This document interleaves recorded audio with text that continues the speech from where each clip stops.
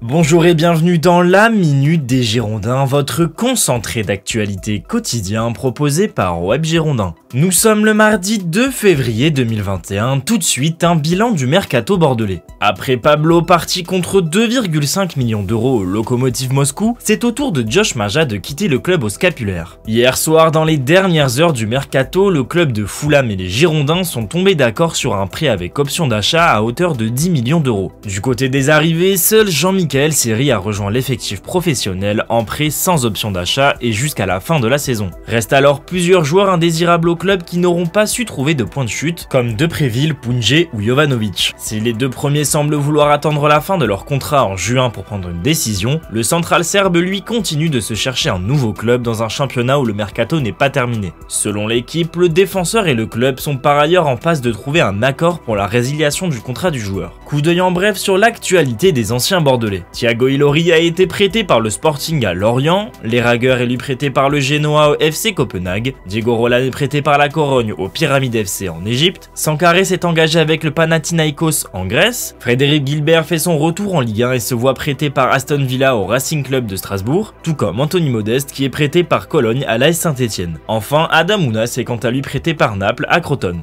Demain à 19 h, les Girondins recevront Lille, l'actuel leader de Ligue 1. On écoute Jean-Louis Gasset et Rémi Houdin en conférence de presse.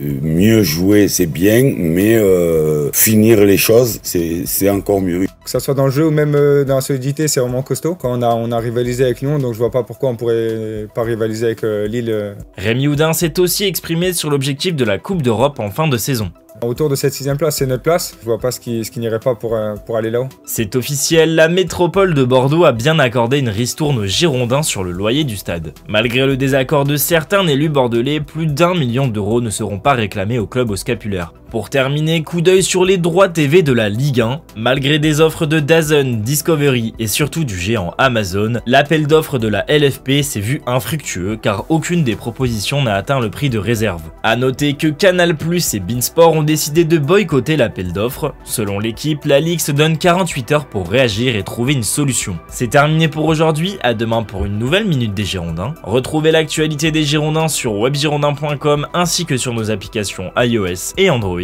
Abonnez-vous à nos pages YouTube, Instagram, Twitter et Facebook pour être sûr de ne rien manquer de l'actualité des Marines et Blancs. Bonne fin de journée.